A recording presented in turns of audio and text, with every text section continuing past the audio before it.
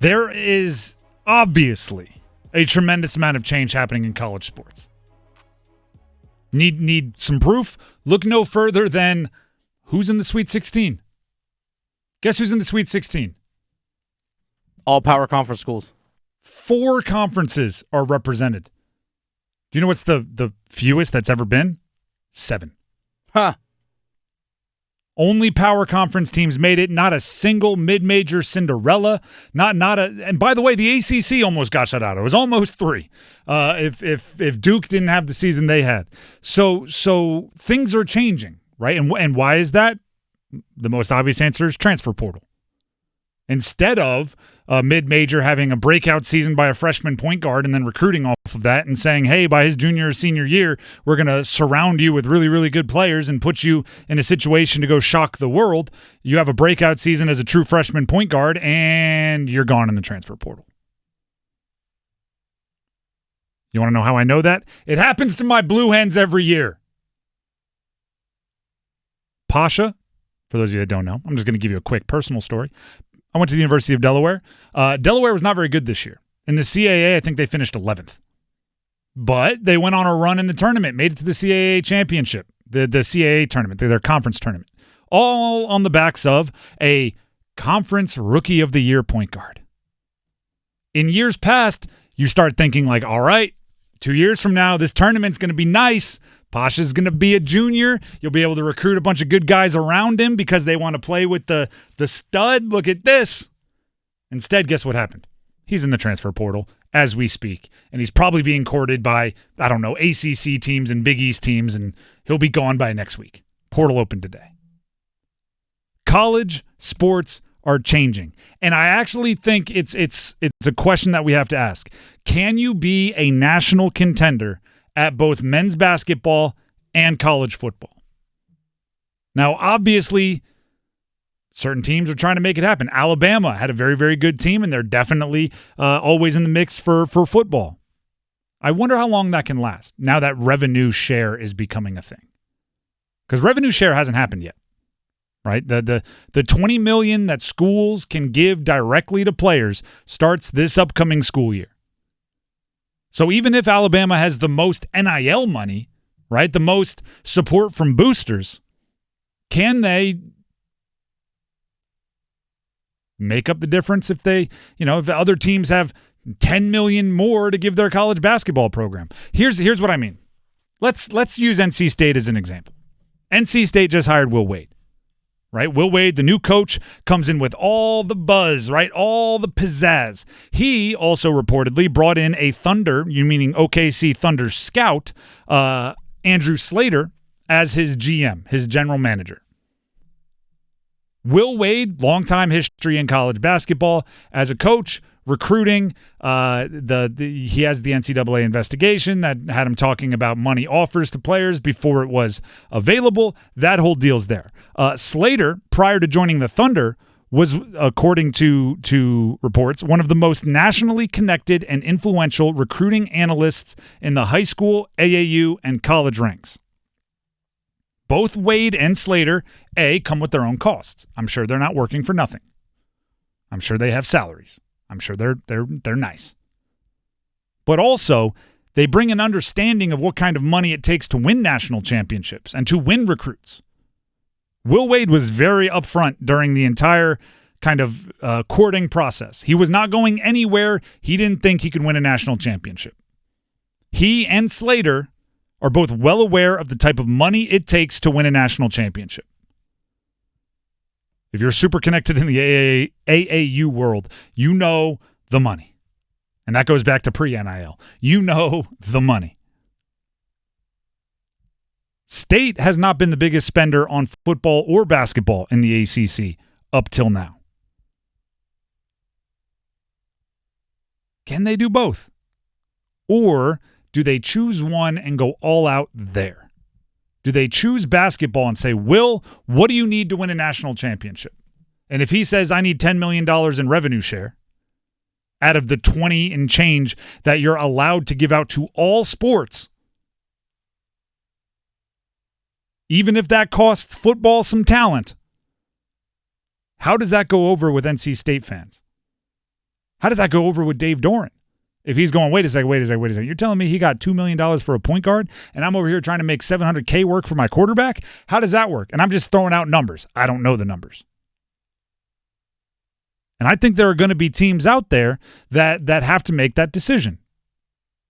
I think there are teams out there that are going to try to do both. I think there are teams out there that are going to punt basketball to go all in on football. And I think there are teams that are going to do the vice versa. And that's where it becomes interesting. Imagine Florida State. If Florida State says, listen, we had a fun time with Leonard Hamilton, but even Leonard Hamilton didn't make any Final Fours, right? We had a fun time. We had our basketball team. They were okay, but nobody's really focused on them. We're going to take every possible dollar that we can spend on football and spend it on football. Be darned with what that does to Luke Laux and our basketball team now. Can Clemson compete with that while also splitting money with basketball? Can UNC football compete with that while also splitting money with basketball? And the same is true vice versa. Right? If I'm, I don't know, pick a team that's been decent at basketball and not great at football in recent years. Imagine I've been like a Pitt or a Boston College, and I just go, you know what? We're never going to be able to compete in football. But if we take all of our revenue share money and give as much as we possibly can to men's basketball, maybe we can win there. Now you're looking at NC State. Can State compete in both, or do they have to go all in on basketball in order to compete with the teams that are going all in on basketball? It's weirdly salary cap-like, but across multiple sports.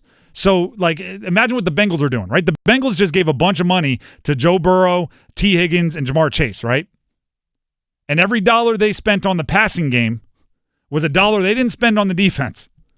So there's going to be games this season where the defense is going to give up 35 points, and you're going to look at the offense and go, well, you guys make all the money, go score 38, right?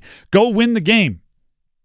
Now imagine if instead of spending on the passing game versus the defense or the passing game versus the run offense, you had to spend on basketball or football.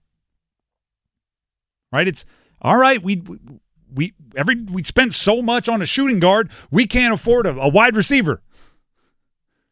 Right? So now it's not like, hey, you have to make up for it. It's almost like you have to make up for in success what we're taking away from other sports. Dave Doran's going, I don't have the money. And again, I'm just using NC State as an example because they just brought in Will Wade and they just brought in Andrew Slater reportedly as GM. Dave Doran's looking around going, you haven't given me the money to win the ACC. I don't have the money that Clemson has. I don't have the revenue share that Florida State has. I don't have the revenue share some of these other schools have.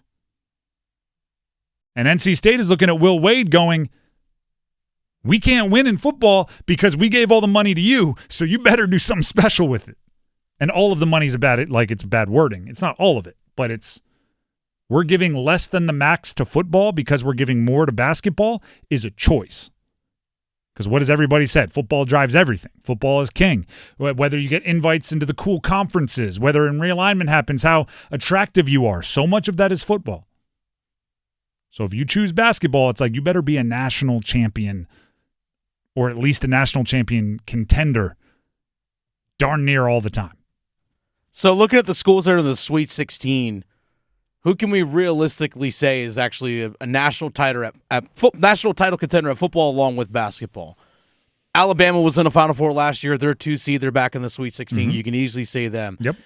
Tennessee is a 2 seed. They're in the Sweet 16. We've seen them advance far in both football and basketball. Haven't quite gotten there yet. Not quite what Alabama's done, but still really good in both. Michigan just won a national championship in football just a couple of seasons ago. They're a 5 seed in the South region. They're in the Sweet 16 as well.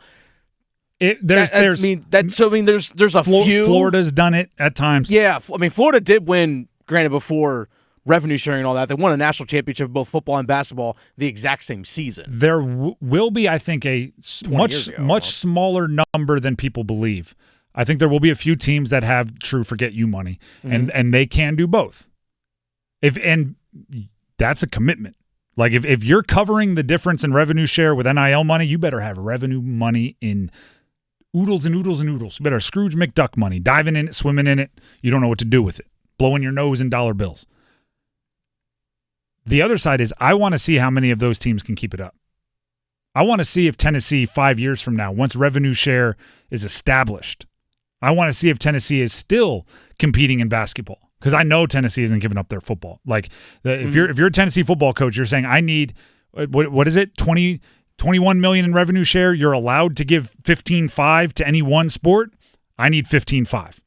That's what I think most football coaches are going to say. Tennessee will, I think. Michigan, obvious. Auburn, obvious. Like those schools, if they commit to football, I'm wondering if their basketball programs will be where they are now 5 years from now. And Florida's a 1 seed. We saw them play here in Raleigh. They might win a national championship, but football has struggled a little bit, but they're all in on football as well. Again, it's kind of interesting to see, but with the revenue sharing, it also kind of depends on, I think, also what conference you're in too. Well, yes, matters a bunch because money. We've now known the ACC, the way they're divvying up revenue amongst ACC schools is now going to be based on how well you perform on the field, TV ratings, and football plays a big factor into it. So if you want to make more money, you almost have to put more money into your football program. Mm-hmm. We do know, based off Bill Belichick's contract, that we saw $13 million in revenue sharing for UNC football.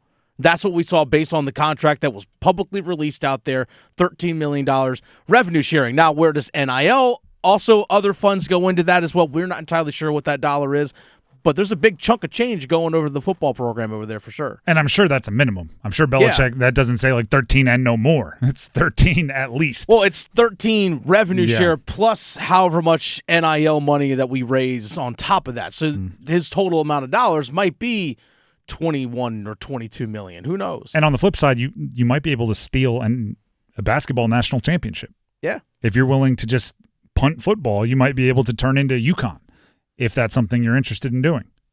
Quite possible. The Drive with Tim Donnelly, 99.9 The Fan. The times are a-changing. And here's the thing.